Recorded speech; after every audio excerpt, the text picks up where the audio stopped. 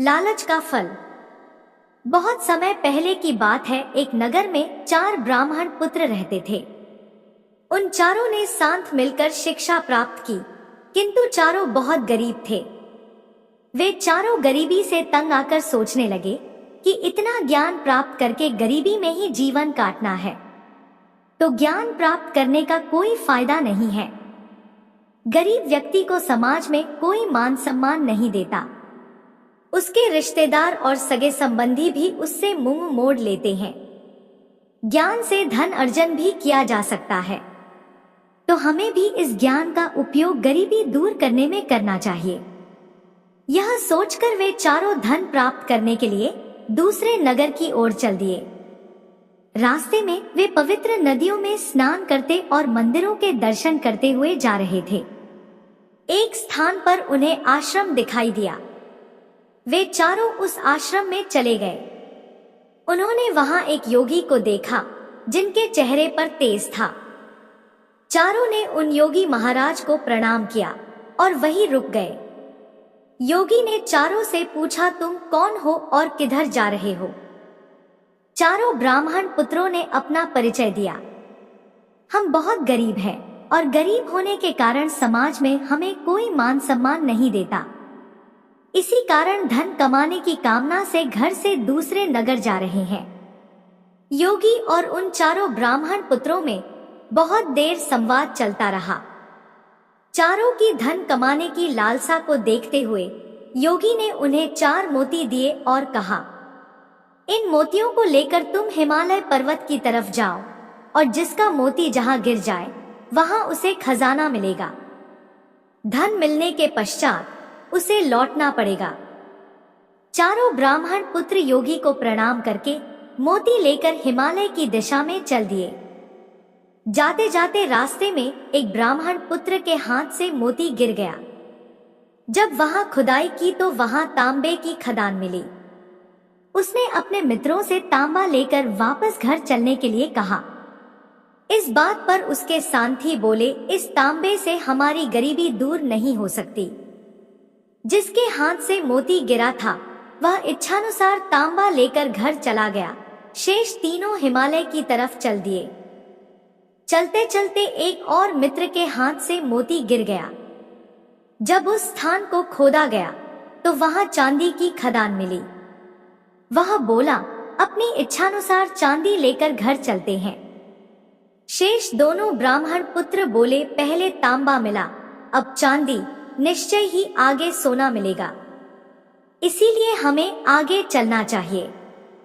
दूसरा साथी चांदी लेकर घर चला गया और शेष दोनों आगे चल दिए। आगे जाते समय कुछ दूर चलने पर तीसरे के हाथ से भी मोती गिर गया। जब उस स्थान को खोदा तो वहां सोने की खदान मिली।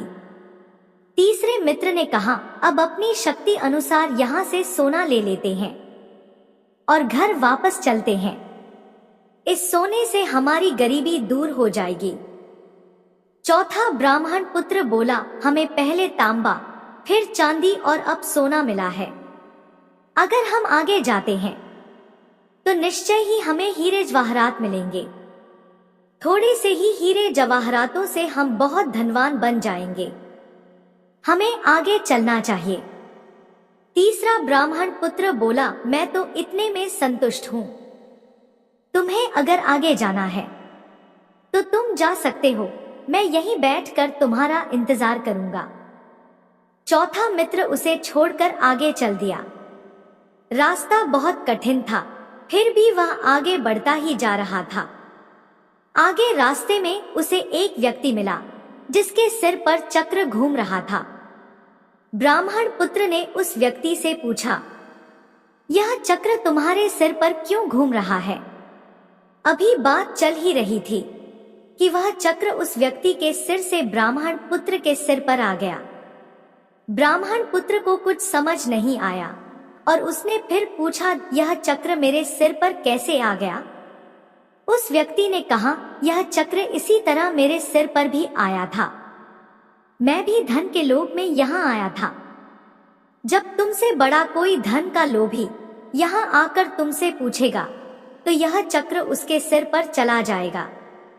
ब्राह्मण पुत्र ने पूछा, तुम यहाँ कब से हो और क्या तुम्हें भूख प्यास नहीं लगती? ब्राह्मण पुत्र की बात सुनकर वह बोला, मैं तो यहाँ कई वर्षों से हूँ। जब यह चक्र किसी के सिर के ऊपर आ जाता है तो उसकी भूख प्यास मिट जाती है और मृत्यु का भय भी खत्म हो जाता है। उसके केवल इस चक्र के घूमने का कष्ट ही परेशान करता रहता है। इधर तीसरा मित्र जो सोना पाकर संतुष्ट हो गया था, उसने बहुत समय तक अपने मित्र के लौटने का इंतजार किया, किंतु जब वह नहीं आया तब खुद ही उसे ढूंढने आगे बढ़ गया और अपने मित्र के पैरों के निशान की सहायता से वहां तक पहुंच गया जिधर उसका मित्र था। उसने देखा कि चौथा मित्र एक स्थान पर बैठा है और उसके सिर पर चक्र घूम रहा है। उसने अपने मित्र से सारा माजरा जानना चाहा। चौथे मित्र ने पूरी कहानी सुना दी और उस चक्र को भाग्य का चक्र बतलाया।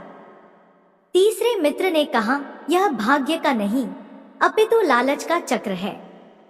मैंने तुम्हें कितना समझाया पर तुम नहीं माने। विद्या की तुलना में बुद्धि का स्थान ऊपर है। तुमने विद्या तो प्राप्त कर ली, किंतु अपनी बुद्धि से अच्छे बुरे की पहचान नहीं कर सके। जिसके सिर पर चक्र था उसने अपने मित्र से सहायता मांगी। तीसरे मित्र ने कहा, मित्र, मैं चाहकर भी तुम्हारी सहायता नहीं कर सकता। मुझे डर है कि मेरे यहाँ ठहरने से यह चक्र मेरे ऊपर ना आ जाए। चौथे मित्र ने कहा, यह मात्र देव संयोग नहीं अपितु मेरे लालच का फल है। मुझे यहीं रहकर अपने कर्मों और लालच का फल भोगना है, किंतु ईश्वर कृपा से सभी का उद्धार होता है, तो मेरा उद्धार भी अवश्य होगा।